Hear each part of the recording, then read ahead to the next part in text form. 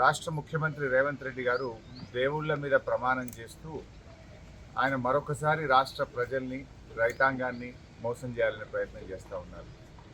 ఎందుకంటే ఎన్నికల ముందు డిసెంబర్ 9వ తేదీనే 2 లక్షల రుణమాఫీ చేస్తామని, 6 గ్యారంటీలు అమలు చేస్తామని బాండ్ పేపర్ల మీద రాసిచ్చి ఈరోజు రాష్ట్ర ప్రజల్ని కాంగ్రెస్ పార్టీ మోసం చేసింది చాలక మరొకసారి పార్లమెంట్ ఎన్నికల్లో కూడా ప్రజల్ని మోసం చేయాలని ప్రయత్నం చేస్తూ ఉంది. ఎందుకంటే ఈరోజు రాష్ట్రంలో ప్రజలు కాంగ్రెస్ పార్టీ మీద, ఆ ప్రభుత్వం మీద నమ్మకాన్ని కోల్పోయారు. 100 రోజుల్లో 6 గ్యారంటీలు అమలు చేస్తామని బాండ్ పేపర్ల మీద రాసిచ్చి ప్రజలకు ఇచ్చిన మాట తప్పింది కాంగ్రెస్ పార్టీ. ఒక్క విషయంలో కాదు, డిసెంబర్ 9వ తేదీనే 2 లక్షల రుణమాఫీ చేస్తామని, తొలి సంతకం 6 గ్యారంటీల మీద చేస్తామని, అసెంబ్లీలో చట్టబద్ధత తెస్తామని, 100 రోజుల్లో అమలు చేసి తీరుతామని చివరికి సోనియా గాంధీ గారి చేత కూడా రాష్ట్ర ప్రజలకు లేఖ రాయించారు. కానీ ఈరోజు మాట తప్పినటువంటి కాంగ్రెస్ ప్రభుత్వం మళ్ళీ పార్లమెంట్ ఎన్నికల్లో ప్రజల్ని మోసం చేయడానికి ఇంకేమీ లేక ఈరోజు దేవుణ్ణి కూడా వాడుకుంటున్నటువంటి పరిస్థితి ఉన్నది. అంటే బాండ్ పేపర్ల కాలం చెల్లింది, బాండ్ పేపర్ల మీద ప్రజల్ని మళ్ళీ మోసం చేయలేమని చెప్పి చివరికి దేవుణ్ణి వాడుకున్నటువంటి పరిస్థితి.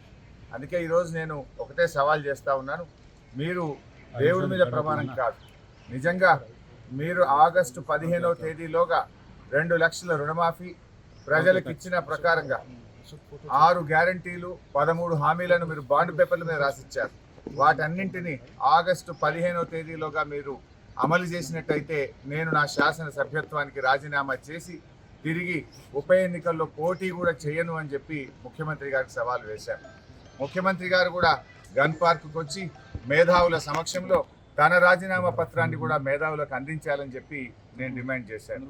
ఆయనే ముందు నన్ను అడిగాడు, హరీష్ నీ రాజీనామా పత్రం జేబులో పెట్టుకోమని. నేను నా రాజీనామా పత్రం తీసుకొని ఈరోజు గన్ పార్క్ దగ్గరికి బయలుదేరుతా ఉన్నాను.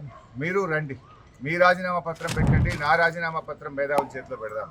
ఒకవేళ మీరు అమలు చేసినట్టయితే నా రాజీనామా పత్రాన్ని స్పీకర్ గారికి పంపిస్తాం, మీరు అమలు చేయలేకపోతే మీ రాజీనామా పత్రాన్ని గవర్నర్ గారికి పంపించండి.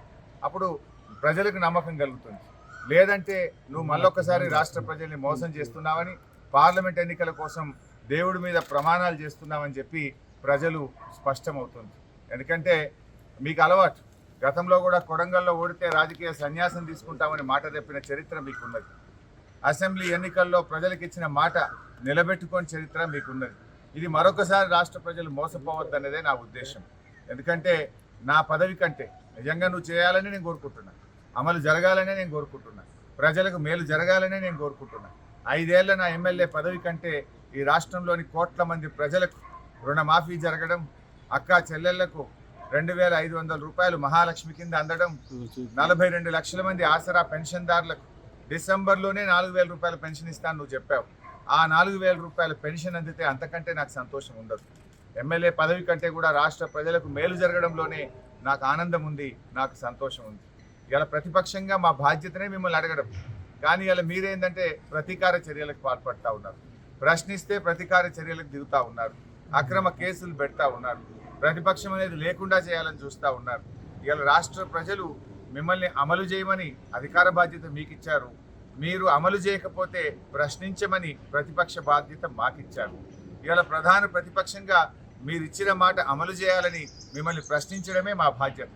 మేము ఒకవేళ ప్రశ్నించకపోతే రాష్ట్ర ప్రజలు మాకు ఇచ్చిన బాధ్యతను మేము నిర్వర్తించని వాళ్ళం అవుతాం, మేము ఫెయిల్ అయిన వాళ్ళం అవుతాం. అందుకే ఇవాళ రాష్ట్ర ప్రజల కోసం, రాష్ట్రంలో మరి బడుగు బలహీన వర్గాల కోసం, పేదల కోసం, మహిళల కోసం, రైతుల కోసం నేను రాజీనామాకు సిద్ధపడ్డా. కనీసం ఈ ప్రయత్నం ద్వారానైనా ముఖ్యమంత్రి గారు ఇవన్నీ అమలు చేస్తారని ఆశిస్తున్నా, ప్రజలకు మేలు జరుగుతుందని ఆశిస్తున్నా. మరి నేను ఈరోజు ముఖ్యమంత్రి గారిని కూడా గన్ పార్క్ దగ్గరికి వచ్చి తన నిజాయితీ రుజువు చేసుకోవాలని